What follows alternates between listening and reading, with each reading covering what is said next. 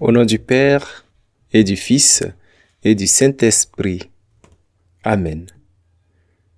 Mon Seigneur et mon Dieu, je crois fermement que tu es ici, que tu me vois, que tu m'entends. Je t'adore avec profonde révérence, je te demande le pardon de mes péchés et la grâce de faire avec profit ce moment de prière. Marie, ma Mère Immaculée, Saint Joseph, mon ange gardien, intercédez pour moi. Au début de l'Église, au IIIe siècle, au temps de l'empereur Trajan d'Es, il a pris un décret qui obligeait tous les chrétiens à sacrifier au dieu romain au risque de se faire massacrer, emprisonner ou exiler. Tu peux imaginer la difficulté des chrétiens de cette époque à rester fidèles à leur foi devant la menace. Je ne te parle pas des familles chrétiennes qui ont voulu rester fidèles et malheureusement qui ont été supprimées, décimées à cause de leur fidélité à Dieu. On se retrouve presque dans la même situation 500 ans un peu avant. Bien sûr, quand on se réfère au récit de la première lecture de la messe d'aujourd'hui.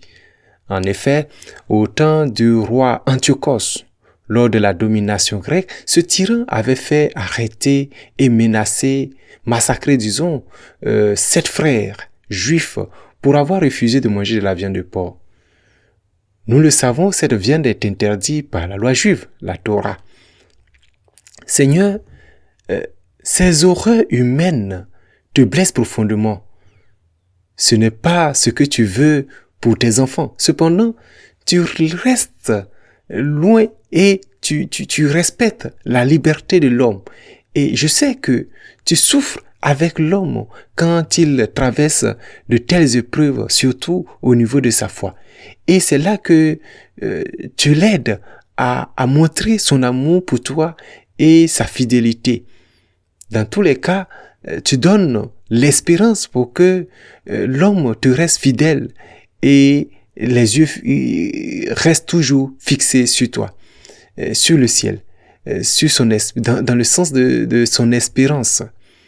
Il y a un proverbe de mon village qui dit ceci: lorsqu'on donne une raclée à un singe mort, celui qui est vivant écoute.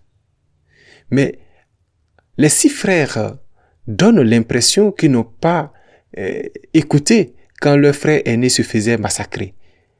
Ils sont venus tour à tour se faire massacrer comme des moutons.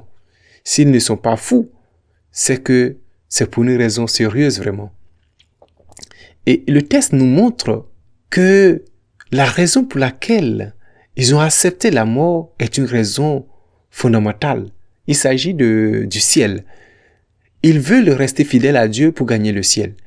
Ce sont des héros de la fidélité à Dieu, on pourrait dire.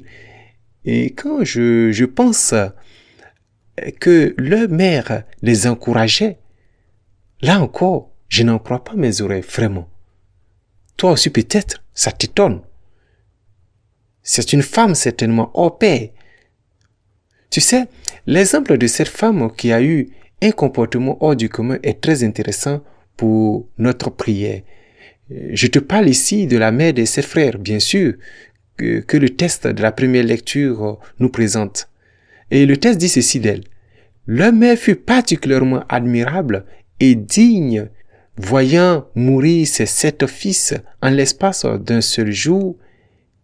Elle le supporta vaillamment parce qu'elle avait mis son espérance dans le Seigneur. Cette femme héroïque leur parlait avec courage. Seigneur, je t'admire vraiment quand tu donnes à des êtres fragiles comme cette mère ta grâce pour supporter les épreuves, mais pour surtout montrer sa fidélité à ta parole et la beauté du ciel qu'il faut chercher à tout prix à conquérir. Tu donnes des exemples de foi et de fidélité pour que moi aussi je puisse grandir dans la fidélité à ta parole et à tes commandements et que je ne puisse pas négliger ce que tu m'ordonnes de mettre en pratique chaque jour pour te plaire. Toi qui pries dans ces 10 minutes avec moi, je veux que tu regardes un peu le courage de notre héroïne. C'est bien sûr de la mère des 7 frères que je te parle. L'attitude ordinaire d'une mère est de protéger, de préserver, de garder avec tendresse et amour le fruit de ses entrailles. La mère donne la vie et il plaît aussi à la mère de voir cette vie se prolonger, croître et demeurer surtout. Au lieu d'arracher ses enfants à la mort brutale, elle au contraire, elle les encourage plutôt à se livrer à la mort. Comportement quand même étrange quand on voit. Mais il faut être vraiment folle pour agir de la sorte. Supplier ses enfants pour qu'ils se laissent tuer. Quand on a encore la chance une possibilité à donner à ses enfants pour qu'ils puissent vivre. En fait, elle jouait, si on veut bien voir les choses dans le sens de la foi, elle jouait plus que jamais son rôle de mère, en fait. Elle a choisi de protéger ses enfants de la mort éternelle, de la damnation. Elle pouvait choisir de sauver de la mort physique, mais entre la damnation éternelle et la vie terrestre, elle a plutôt préféré la vie avec Dieu, la vie éternelle. Et elle a choisi de montrer à ses enfants ce chemin-là, ce chemin du ciel, ce chemin de la vie avec Dieu. C'est ici que, Seigneur, tes paroles me reviennent à l'esprit quand tu enseignais à tes apôtres. Ne craignez rien de ce qui tue le corps, mais ne peut tuer l'âme. Craignez plutôt celui qui peut perdre dans la géhenne à la fois l'âme et le corps. Et celui qui peut le faire, c'est bien toi. Et c'est toi que je dois craindre. Je dois préférer la vie avec toi. Et si cela l'exige, mépriser ma propre vie sur la terre. Aller jusqu'à la mort pour toi. Cette attitude de la mère des 7 fils, je crois qu'elle devrait être le comportement de toutes les mères, de toutes les mamans chrétiennes, de toutes les familles chrétiennes en fait. Avoir le courage de protéger son ciel, de protéger le ciel de ses enfants, de sa progéniture, de chaque membre de sa famille, de tout ce qui nous entoure. C'est l'attitude la plus normale pour un chrétien. Vivre dans l'espérance et faire du ciel un trésor qui vaut plus que tout dans sa vie.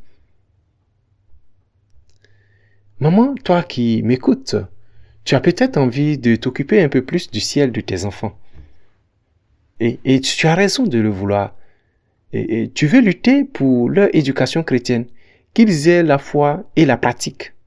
En fait, chacun de nous doit s'intéresser au ciel de son ami, de ses collègues, de tous ses proches et les aider à suivre Jésus avec fidélité.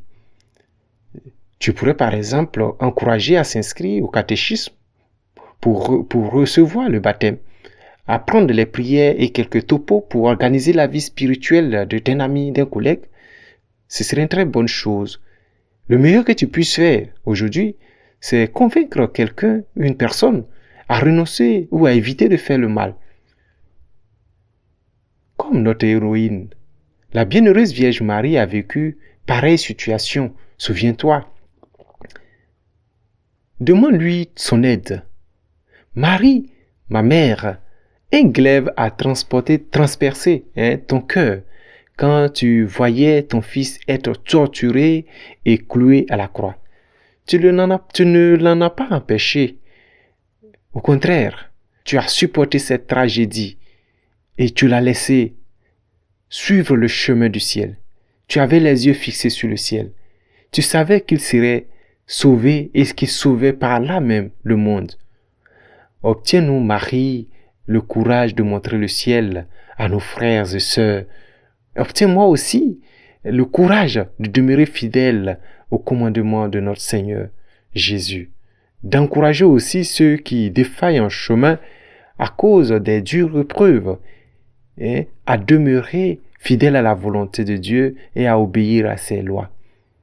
Obtiens-moi ce courage d'accepter, aller vivre ce martyre, cette souffrance, pour respecter ne serait-ce que le plus petit des commandements que le Seigneur me donne. Et d'être rassuré que par cette démarche, mon salut, ma vie avec Dieu est une assurance. La vie éternelle est un bien pour moi. Seigneur, Je te remercie des bonnes résolutions, des actes d'amour, des inspirations que tu m'as communiquées dans ces 10 minutes de prière. Permets-moi de les mettre en pratique et de demeurer fidèle à toi. Marie, ma mère immaculée, Saint Joseph et mon ange gardien, intercédez pour moi. Amen. Au nom du Père et du Fils et du Saint-Esprit. Amen.